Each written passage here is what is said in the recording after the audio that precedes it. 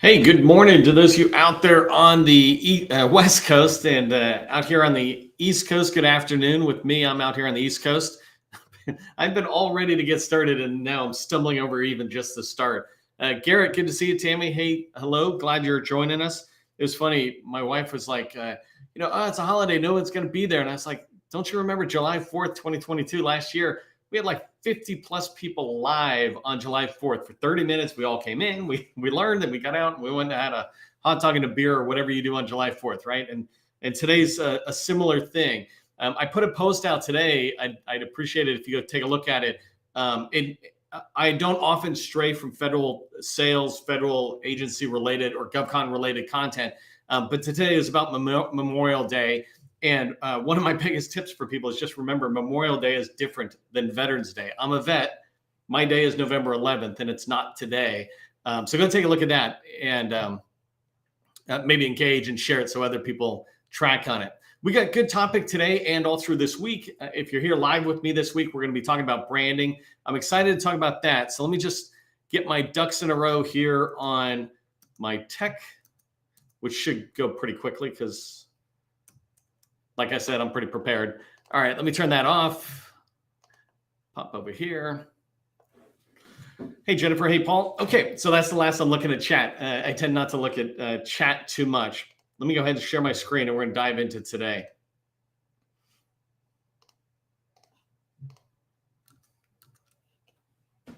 In today's training, we're going to talk about how to brand your government contracting small business. The tips I'm going to give can be applicable to anybody, really. It could be applicable to a large business, to a PTAC, Apex type agency or organization, but it's about branding, and I want to dive into that. People buy from those they know, like, and trust. You might have heard this many times before, if not once, right? Is that people buy from those they know, like, and trust. And so it's really important for us as we're doing marketing, as we're doing sales, and as we're doing, as we look to branding, that it's about getting those people to know who we are, to like us, and to trust us. And one of the things I want you to think about when it relates to brand, to me, branding and marketing are the exact same thing. I'm not here to be a marketing expert. I didn't go to school for marketing or branding. I, as a business owner, I don't like how marketing professionals separate these things out because they don't understand how much friction and confusion they're causing us business owners.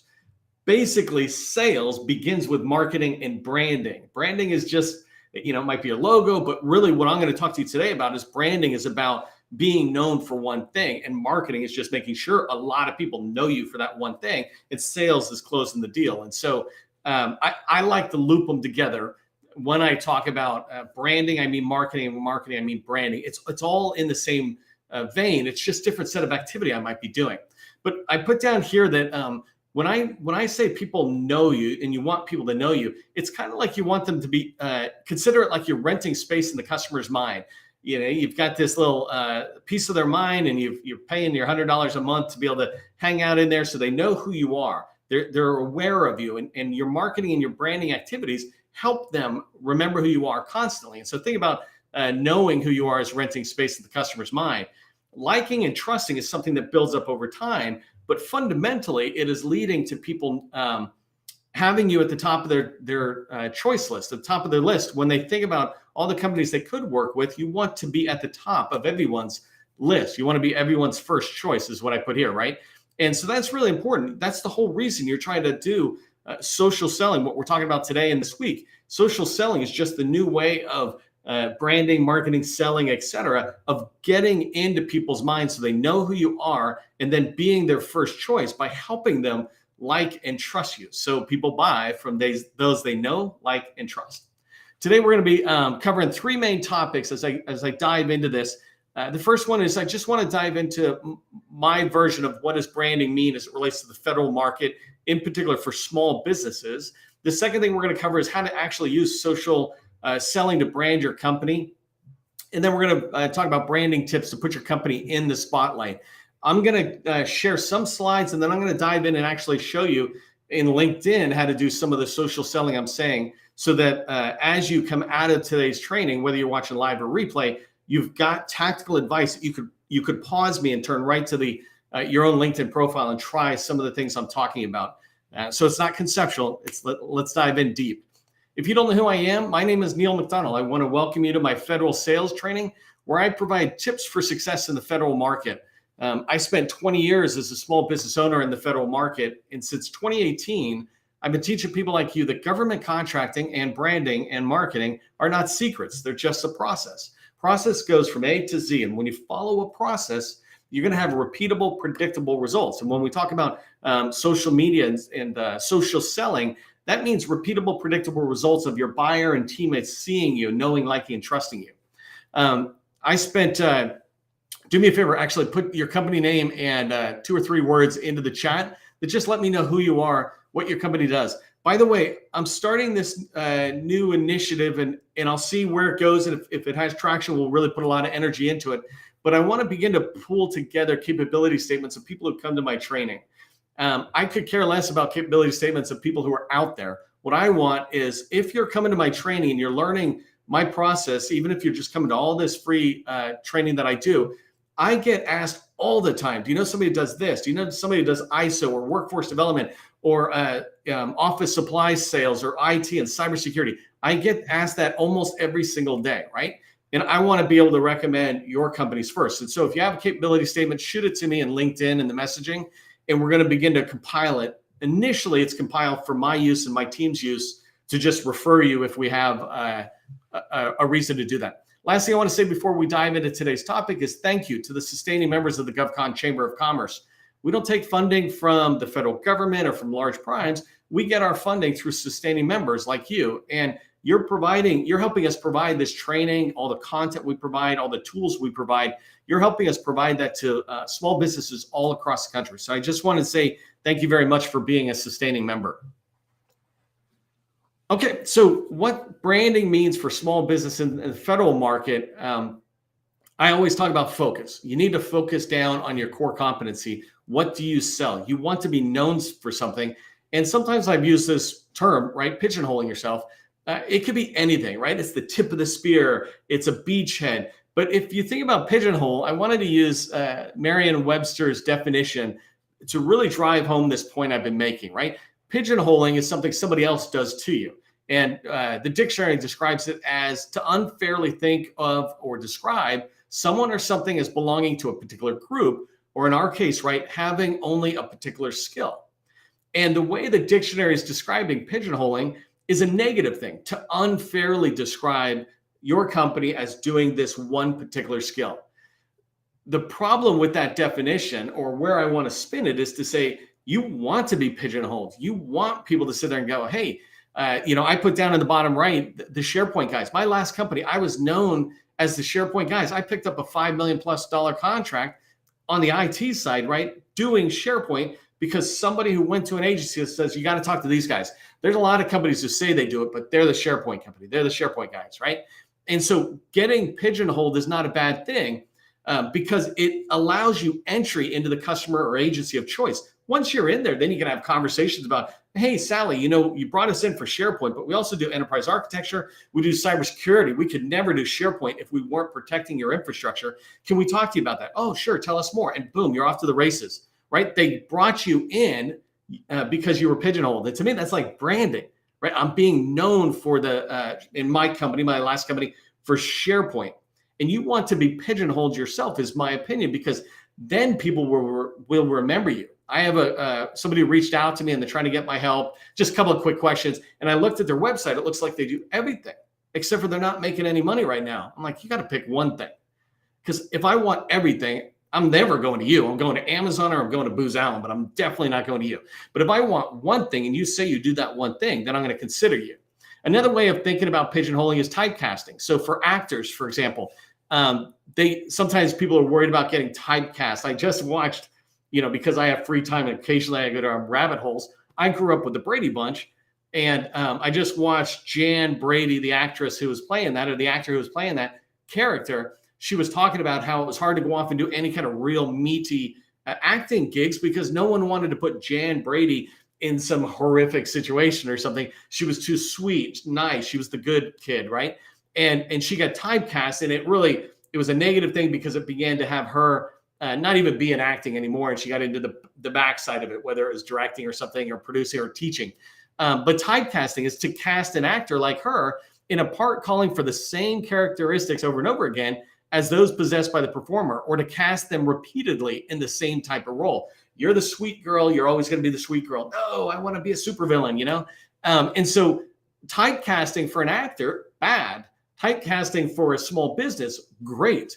You want people, agency buyers, teammates, whoever to go. That's the RMF company. No. I do all sorts of cybersecurity, whatever. Be the RMF company, because if you're the RMF company, that means you get on a team or into an agency solving their risk management framework, which is a fundamental part of cybersecurity. Then you can have the conversation about the rest of cyber that you do. Now you've built the trust. They know, they like, and they trust you. They'll listen to anything you say. And so just keep that in mind, as sometimes you worry about being typecast or pigeonholed or shrinking down what you say you can do into one niche. Sometimes we're afraid of doing that because we're afraid, oh, we won't get this kind of business.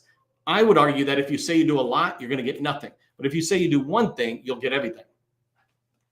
So I talk about that down below. One focus core competency, right? Just having that like SharePoints. And as you do this, and you're pigeonholing, you're typecasting, right? And you can spin that to nicer words. And those nicer words are, I'm a subject matter expert in SharePoint. I'm not pigeonholed or typecast. I'm a subject matter expert.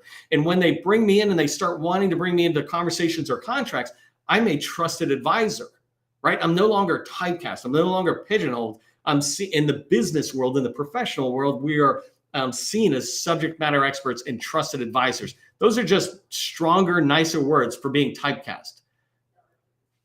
Hopefully that makes sense there. Okay, so let's talk about, by the way, if that does, go ahead and throw typecast in. Let me know you're tracking on that. And I'd love to hear your thoughts on it as we go forward. But I want to move into the second part of our talk today. And this is how to use social selling to brand your company. And I was going to dive a little bit into just what is social selling.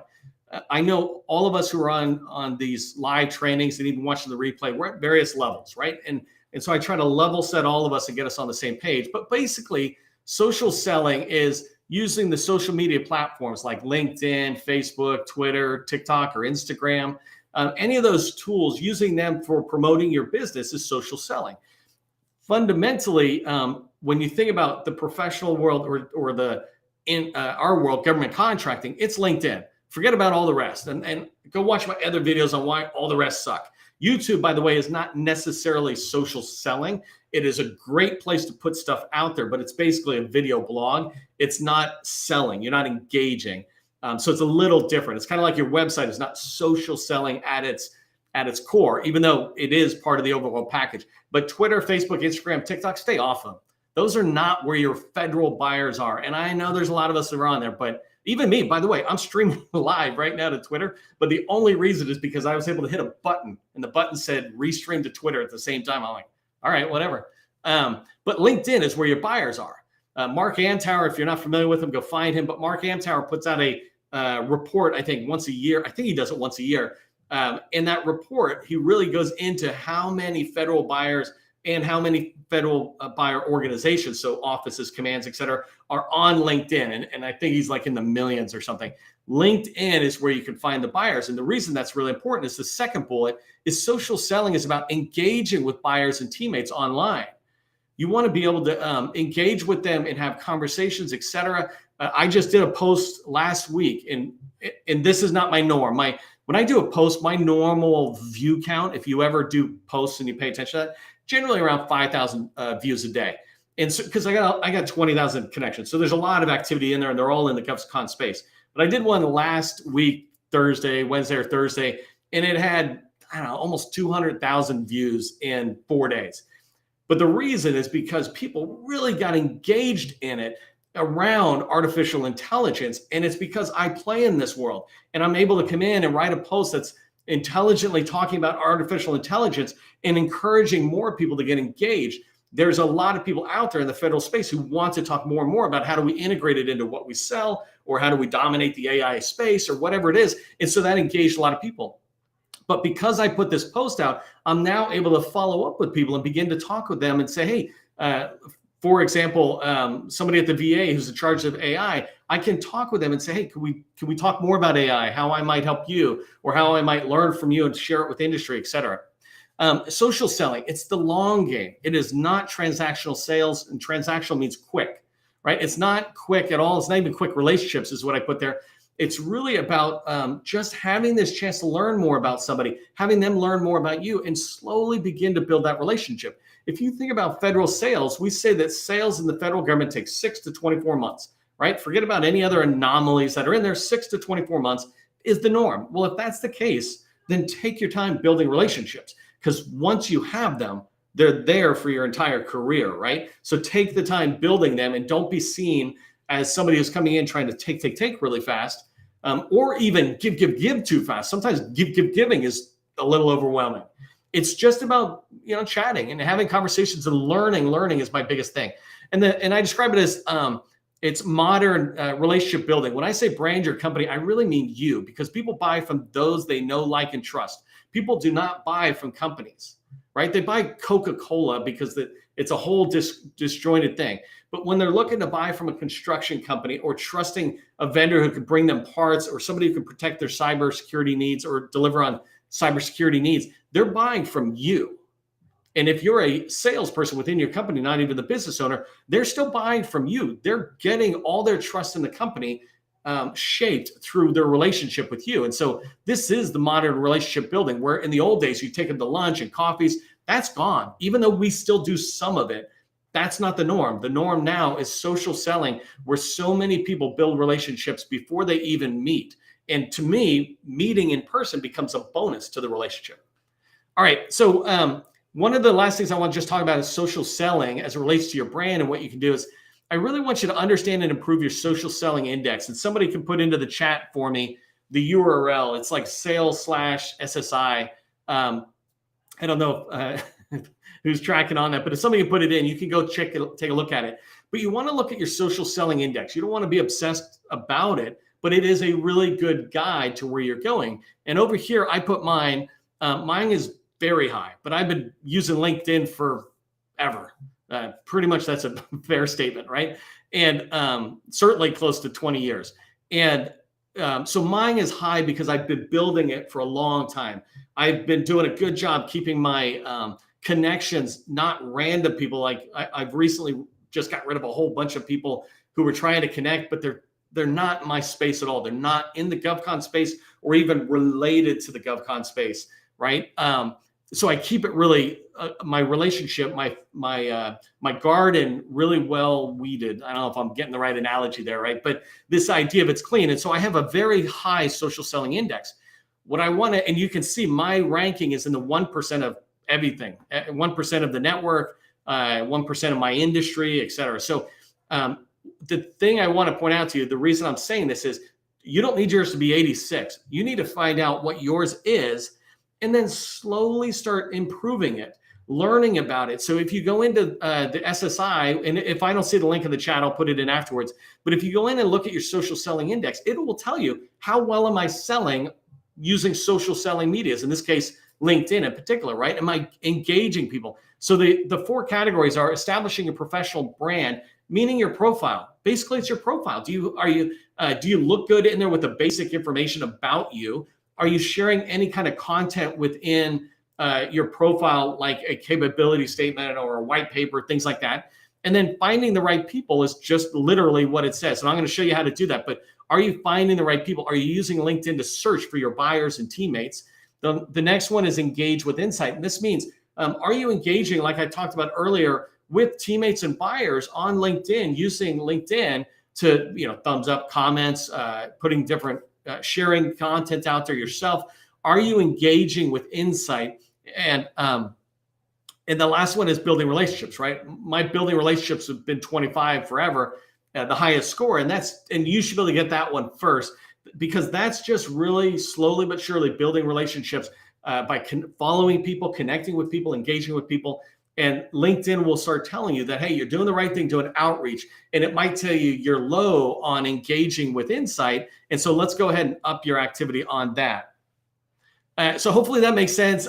That's a really quick thing. I've got courses on LinkedIn, and some of them I'm going to put out in the next month or so to make it easier for you to access it. But you can certainly go watch previous videos I've done on LinkedIn and how to rock it. So I want to wrap up with showing you some tips on how to really do some of the things I talked about. So I mentioned update your LinkedIn profile. I'm going to show you really quick how I critique my own profile. The second thing I want to talk to you about is how to follow new people. I'm going to show you how I do that, how I find people to follow. And that will lead me to this tip that I think is pretty unique that I'm going to share with you about creating a morning engagement routine out there. And this is basically how do you engage with federal buyers so that you're tracking on them. And the last one is sharing content out. So that one there, I'm not going to really get to. I'm probably not going to get to it. But what I mean is, you want to make sure you're putting content out. So let me just jump into LinkedIn really quick. So this is my page. Let me just go in here and open up my own profile. First thing I want you to do is go look at your own profile. Oh no. I'm live on live. It's crazy. But you want to look at your own profile, right? And so for me, I want to come in here, and it's too bad it's showing me this. I wish I could close this somehow to show you my banner, but my banner is not as good as it could be. So I need to update that because your banner needs to scream something that, scream something that attracts people to want to read your profile, right? And then coming down though, as I look, I'm looking at my featured section. This is what I mean is like, if you have stuff that you can put out there, put it out there. I have ebooks right here that we have on our website. So I have a featured article about that. I do training every single day. This is where I show people how do you get access to it. I do strategic plans, right? So here, this is all the training, right? So you can see this week's training. You can see next week's training lined up, and then you can watch all the replays, right? If you're not aware that we've got all these replays, you can watch them. I think I've got like 284 already. So we'll be at 300, I think, in the next couple of weeks. And then this one here, I do strategic plans all the time. This is my homework series that I try to share with people. So we put this out. So if you're researching any of these agencies and you want to come by and look at their strategic plans, you can.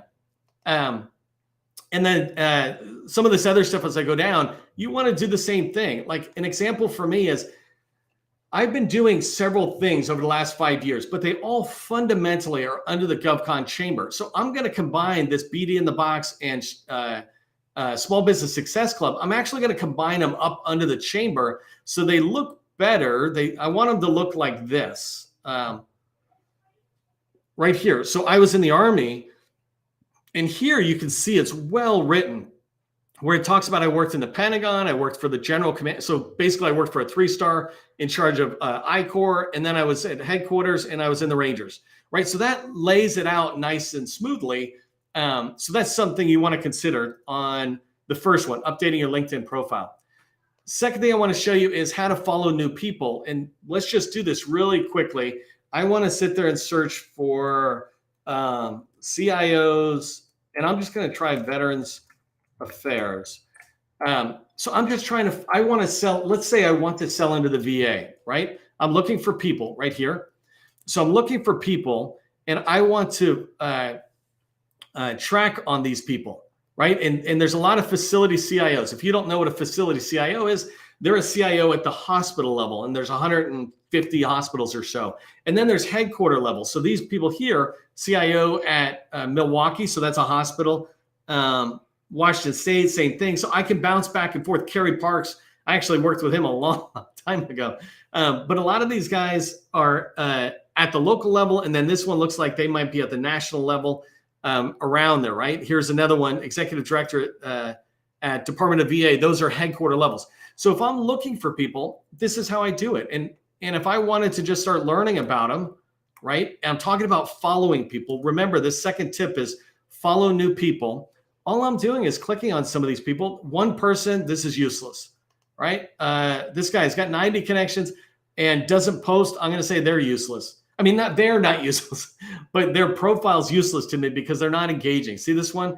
And by the way, Brian is a good one if I want to take his name and go find his number and try to contact him. What I'm trying to do at the moment is follow people on LinkedIn who have got activity. So here, it took me like the fourth one, but Crystal, I can see she's got activity, etc. That's perfect. Let's say that's where it's at. I'm going to click here and say I want to follow. And so I'm just going to click follow. And now I'm following her, and I'll see everything that she shares, right? And so that's a great way to make sure that when you go into your feed, I followed crystal. So now when I go into my feed in the morning or during the day, I will see notifications. If I wanted to, I could hit this bell notification, and I will get notifications into here, into my notification page. Hey, see, Gus, that's my stuff. But like, let's say coming down. By the way, that one tip I'm about to give you is from this guy, Richard Vanderblom. He's over in, I think, Germany. But let me see. Well, so you see these people with different connections that are dropping in. But when you follow somebody, there was Calvin Mitchell in there as well. So this is following people. The tip I want to teach you, and if you've hung out for this part of the video, you're going to love this one, because when you go into the feed on your homepage, you get too much stuff, right? And it's just overwhelming. And so what I want to show you is a way that you can have a personalized feed that has no advertising.